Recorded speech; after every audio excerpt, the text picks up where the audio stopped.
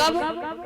बोले थोड़ा सा समय दीजिए, शाम होने दो, जब सूर्य अस्त हो जाएंगे या पशु पक्षी तक सो जाएंगे तब मैं तुम्हें कथा सुनाऊंगा। अब पार्वती इंतजार कर रही, एक एक घड़ी एक एक वर्ष के समान जा रही। सूरज अस्त हुए, पार्वती ने फिर पैर पकड़ लिए, बोले प्रभु कब कथा सुनाओगे, सुना दो ना। जवाब दिया ठीक है। भोले बाबा ने हाथ में डमरू लिया और भैया जब पहली बार डमरू बजाया तो जितने पशु पक्षी वहां थे सब उड़ गए। दूसरा डमरू बजाया, एक तोतनी जो थी वो गर्भवती थी, दूसरा डमरू बजाते ही तोतनी ने एक अंडे को जन्म दिया। और भैया जब तीसरा डमरू बजाया तो वो अंडा फूटा, उस अंडे से सुखदेव भगवान का जन्म हुआ। बोल सुखदेव भगवान की, सुखदेव भगवान का जन्म हुआ। पार्वती कहने लगी प्रभु कथा सुनाइए। भोले बाबा बोले मैं कथा सुना रहा हूं, लेकिन तुम जगते रहना और होकरे देते रहना। अब भोले बाबा मैया पार्वती को कथा सुनाने लगे। हुआ क्या? एक बार कैलाश पर्वत पर और बैठे भोलेनाथ, अपनी कथा को लगे सुनाने और गौरा को रफ्तार उमा के पड़ सोता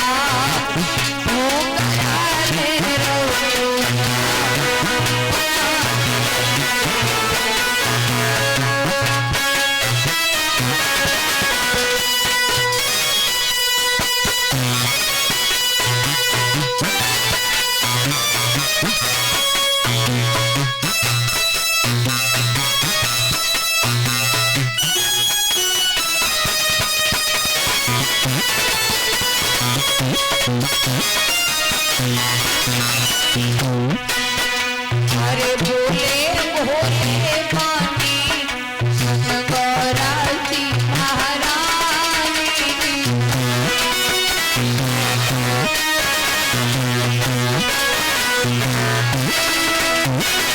भोले भोले पानी गौरा सी महारानी।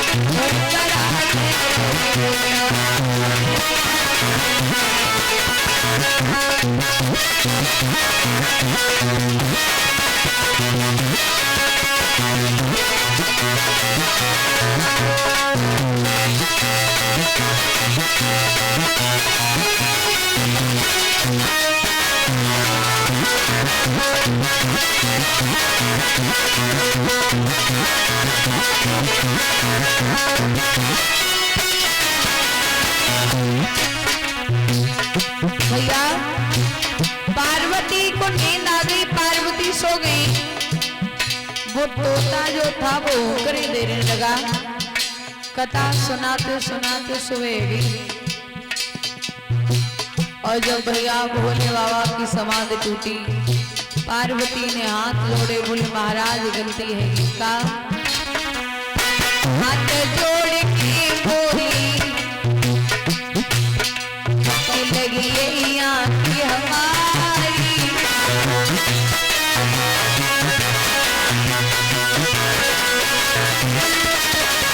हाथ जोड़ के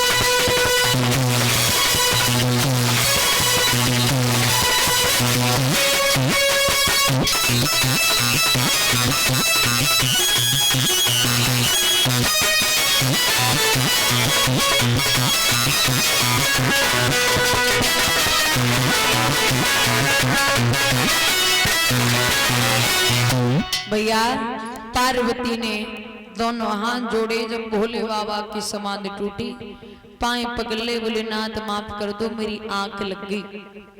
भोले बाबा सोच रहे जो जो सो गई तो हूं करे कौन दे रहा है। त्रिशूल को आज्ञा दी, बोले जाओ जो भी हो करे दे रहा है, जिसने भी कथा सुनी है जाकर के उसके जीवन की कहानी खत्म कर दो। अब तो भैया वो तोता वहां से उड़ा, आगे आगे तोता, पीछे थे त्रिशूल, बाके पीछे थे भोले बाबा। आगे को बढ़े जा रहे भैया। वेद व्यास की पत्नी छत पर ठाड़ी है, केसों को सुखाई रही, और जैसी उनको जमाई आई तो भैया जो वो तोता था वो पेट में घुस गया, और जो पेट में तोता घुसा त्रिशूल वहीं खड़ा हो गया। भोले बाबा भी पहुंच गए, आवाज लगा रहे निकलो घर से बाहर। वेद व्यास बाहर आए, बोले कहो नाथ कैसे कृपा की आने की, कोई काम था तो हमें बुला लेते, तुम क्यों परेशान हुए। भोले बाबा बोले तुम्हारी पत्नी के पेट में चोर घुसा है, पत्नी को बुलाओ, पेट को फाड़ो, चोर को निकालो। वेद व्यास कहने लगे जे तो पता आती कि तुम भांग पी लेते तो चढ़ जाते, जे नहीं पता आती कि इतनी चढ़ जाता जो तुम ऐसी बातें करते हो। पत्नी के पेट में चोर कैसे घुसाएगा, बोले मुझे नहीं पता, पत्नी को बुलाओ, पेट को फाड़ो। व्यास जी बड़ी परेशान। उसी समय आकाशवाणी हुई और कहा हे नाथों के नाथ भोलेनाथ, तोता अमर कथा सुन के अमर हो चुका है, मरेगा नहीं, इसलिए आप वापस कैलाश पर्वत पर आ जाओ। समय आने पर यह तोता श्रीमद् भागवत का निर्माण करेगा। भोले बाबा वापस लौटे, धीरे धीरे समय बीता भैया। 9 महीना बीत गए, 1 वर्ष, 2 वर्ष, 4, 6, 8, 10, 11 साल बीत गए, गर्भ से कोई जन्म नहीं लिया। अच्छा 9 महीने में एक माँ की क्या दशा होती है, यहाँ तो 11 साल बीत गए। मैया बड़ी परेशान है और कहती है हे दीनानाथ, या तो मेरी खाली झोली भर दो, और यदि झोली न भरी जाए तो मेरे प्राण ले लो, अब जिंदगी काटी नहीं जा रही। भैया धीरे धीरे समय बीता, 12 वर्ष बाद पुनः सुखदेव भगवान का जन्म हुआ। और सुखदेव भगवान की 12 साल बाद, और जब 12 साल बाद जन्म लिया, हाथ में कमंडल लिया, चल दिए वन की तरफ। मैया ने कलाई पकड़ी, बोले पूत कहां जा रहे हो, एक तो तुम 12 साल बाद आई, और दूसरी बात ये है कि 12 साल बाद आए तो 12 घड़ी तो रुक ही लेते, कहां जा रहे हो। बेटा कहता है माँ यदि हम यहाँ रुके तो हमें तुमसे और तुम्हें हमसे मोह हो जाएगा, और यदि मोह हुआ, प्रेम यदि हुआ तो मैं भगवान की भक्ति नहीं कर पाऊंगा। जैसे मकड़ी जिंदगी भर जरा बनाती और जरे से कभी बाहर ही नहीं निकल पाती। और मैया ये तन यदि मुझे दिया है तो ये तन इसलिए नहीं दिया है कि रोज की कार्य करके खा पी के सो जाओ। और ध्यान रखना भैया, इस शरीर की कीमत तभी तक है, मैंने अभी कहा ना, इस शरीर का कोई मोल नहीं है। और ना इस शरीर में एक भी चीज ऐसी है जिस पर घमंड किया जाए, क्योंकि मांझ रहा इस रूप को मूर्ख दोनों झाग, और पता नहीं इस रूप पे कल उपजेगी घास। इस तन में कोई भी चीज ठीक ना है, हर तरफ से गंदगी है शरीर में।